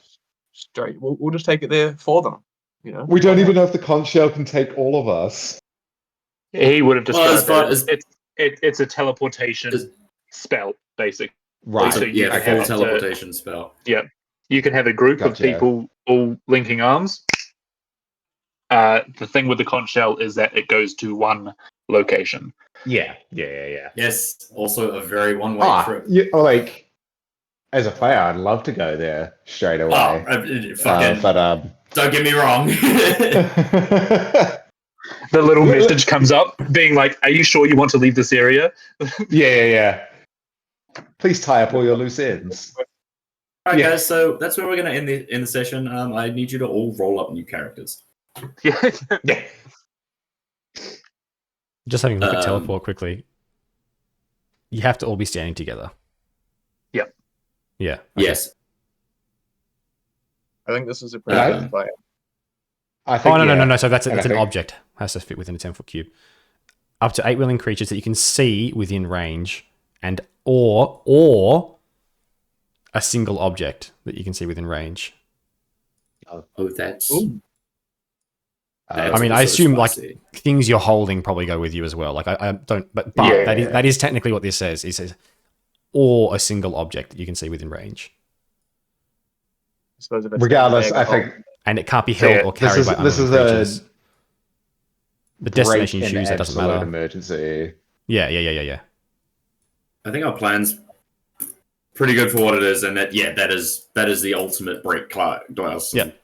In case of emergency scenario. Yep. And I suppose, did we want to go back to Witherbloom dorms tonight, and I can try and talk to Vash and at least just get him to maybe put a bit of influence in, or maybe not start the whispers, but mention to other people the high security is a good idea, blah blah blah. He's heard of this Emerald Claw, so maybe he can even say like that's the kind of thing they might be after. Like, have other people on edge ready for stuff, not just. I mean, is that going to get in our way of trying to get in there sneakily with forged tickets? You could do something more like the crown seems to be influencing the professor. Like, she's not being herself, or if it's a guy or a girl, I can't remember, but she's not being herself. Like, I think the thing to remember is if you say that, Michael, which you're not wrong, that it could influence you trying to get in with forged tickets, but you are going to go round in circles if you keep. So if we tell the dean this, that means we can't do the forge. But if we forge, then we can't do this, and if we can't do this, we can't do that. Yeah. You know, like you've got to just try it and go for it. Yeah, I agree. I'm not going to stop you from doing things, but obviously you can't just be like, oh, we'll just tell everyone that we're going to forge tickets and then they'll work. But No, I think to a certain point, don't go around in circles. Yeah, forging 2 tickets. Puck's going to try and sneak in. Yeah. Plan A. Tickets don't work. Hopefully, you just get turned away and not arrested. Can run in at a moment's notice. Plan B. Yeah. And then emergency is, pull the ripcord and teleport back out to wherever, like to making or whatever. And potentially like Hera as well, if you or Jalug can get the crown, potentially you can just throw it up in the air and I can try and swing across and grab it kind of thing. That's gonna look so cool. Only if it happens. But yeah, I think that with the conch shell thing of like, everyone knows, like, I guess we're giving it to Hera or Jalug, one of the two. And everyone knows you have to be able to be seen. So you guys have to run in, just like push through the guards for a second and I'll jump down kind of thing or whatever. And we can all just make sure that we're being able to be seen and then we can all teleport out. That's like if things go really bad. But ideally, we have to be within 30 feet of each other, right? No, just within sight line. Oh, shit. Yep. That's handy. 8 willing creatures of your choice that you can see. Oh, and okay, it does say within range, which is 10 feet, which is insanely small. Yeah. Okay, yeah. So we have to get really close together. Which is not impossible. If you like, from what I'm hearing, if that's the plan Z of ripping this thing, everyone just like rushes forward. Yeah. Just for the sake of knowledge of spells, like how roughly big was the hall itself? Like from the furthest table away to like the stage. Well, how many people did we know were going? Because that probably answers that question realistically. I think there was like maybe like 80 people or something going to be there. Yeah, like there's 20 tables and there's 10 people on a table. That's 200 people, which is a lot. Yeah, I think it's 5 people per table. 5 people per table. Like we're talking maybe 100-ish across. Yeah, and about 200 deep. Yeah, cool. Like, getting from one place to another is not a problem. I think Ghost and I will be able to. Essentially, if we can get in the doors and around, we can get to you and around. Mm-hmm. Yeah. And to be fair, it's a basketball court, basically. Inside. Yeah. Would you say like 90, like 100 feet by what? 200. 200. Oh, okay. So it's that's huge then. That's 2 basketball courts. Yeah. Yeah, like I'm imagining a big hall. Like, but yeah, it's not. I think very doable is the. And again, it comes back to that thing of like battle map versus what you're discussing of moving around and stuff. Like we can shift a couple of things rather than being like, oh, for this battle map to be accurate, I'm going to have to make it 3 times the size to fit 100 people kind of thing. Like there'll be some tables and stuff like that if it turns to combat. But it's kind of like it might also go into an initiative order based on what you're saying of swing here, throw it up here, so on and so forth, get out and XYZ. I mean, you said that, just in my head was like Jaluz or Hera like grabbing the crown, turning around, and there's just like Auric guard line standing, and they just toss it up and just fucking swings by and grabs it, keeps going. Just so you're aware as well, Puck, and Hera, is the spell that I've been talking about, Vortex Warp. Yes, it's great because it can move either of us and someone else 90 feet, which is fantastic. But it can also teleport an object. So we could potentially, if we can get in there and get close enough, we can just better see it. Or just see where have to see where it's going, or you can just think about where it's going. As in, like, I would imagine 99% of the time the plan would be get within 90 feet of it and then teleport it to yourself. No, you can't teleport an item with Vortex Warp. Can't you? I thought. It's only which one am I thinking of then? Vortex Warp is you twist space around another creature you can see within range. The target must succeed on a con save. It does say another creature. I think I've been using that spell wrong. Oh, artificers. Burn your spells properly. I've never compared this one. I don't think I can target myself with this. That's a shame. I think the other thing we all got to keep in mind you definitely can. Is that classic thing of no plan survives contact with the enemy. Like, we can make as many plans as we want, but essentially, as soon as something happens, everything's going to go out of the door because we're not going to have thought of things.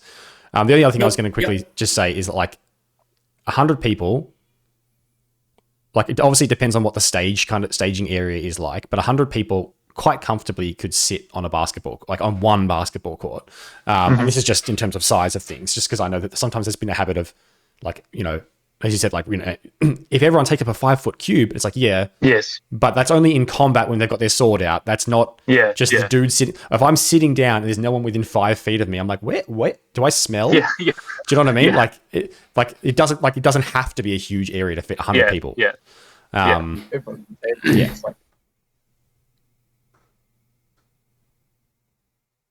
Cool. All right. Well, I think we've got a plan to get in. We've got enough of a plan of, like, we kind of know what we're doing. Yeah. I like it. Sweet. And that's all we can kind of know at the moment. Yeah. Well, the thing is, if you plan too far down the track, if you don't get in the door, then it's like, well, hold on. That's what I'm saying. And we've got kind of the idea of what we're going to do in the morning. Like, we're going to go to the thing. We're going to sleep. I'm going to forge the thing. You're going to talk to the professor. You guys might, I don't know, scope out the joint again or whatever you're going to do. Like, there's a little bit of prep work to do, but there's not really going to be heaps and heaps and heaps of time tomorrow to do a lot of things.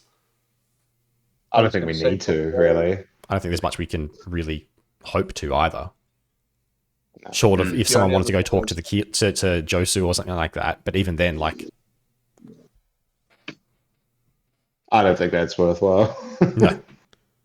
The only other thing I was going to suggest maybe, or float by the group, is I could possibly scry on someone either tonight or tomorrow, an hour before we kick into the plan, sort of thing. It's a good call.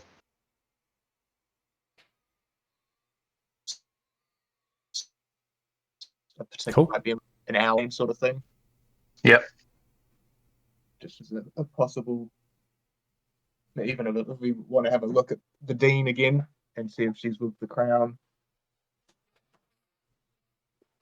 something like that. But of this over a few exploding cheese puffs and cheap beer. Yep. Sweet. All right. Well, we'll call it there then. Yeah.